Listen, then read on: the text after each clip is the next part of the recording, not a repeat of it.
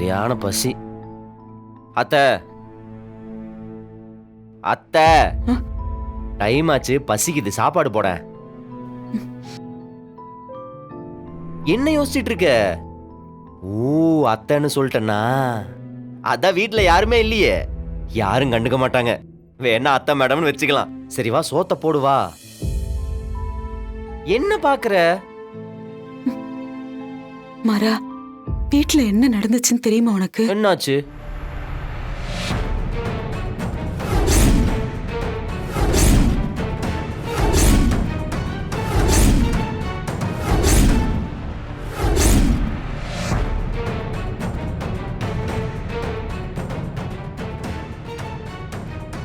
இதெல்லாம் கண்டிப்பா ஆதித்யாவோட வேலையா தான் இருக்கும். அவனெல்லாம் சாஃப்டா டீல் பண்ணா வேலைக்கே ஆகாது. அது உன் மாவளுக்கு ஜென்மத்துக்கும் புரியாது. மாவனை அவன் பாணியில தான் அடிக்கணும். இன்னைக்கு அவன் கதையை முடிச்சிடுறேன்.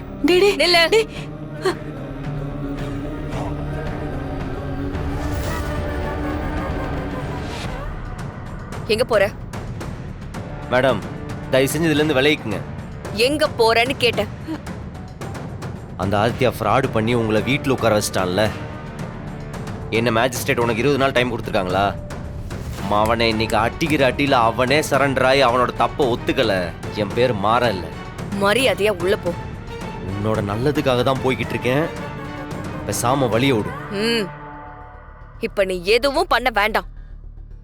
என் பேச்சு மீறி இங்க இருந்து போன அவ்வளவுதான் சொல்லிட்டேன்.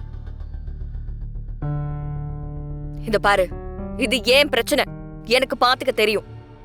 நீ ஒரு பாடி கார்டா உன் லிமிட்ல இரு. அத தாண்டி வராத. மேடம், உனக்கு ஒரு தடவை சொன்ன புரியாதா? போன்னு சொல்றல, இது என்னோட பர்சனல் பிரச்சனை. இதை எப்படி ஹேண்டில் பண்ணணும்னு எனக்கு தெரியும். உள்ள போ. உள்ள போன்னு சொன்ன. அடி போட்டாலும் திருந்த மாட்டேடி.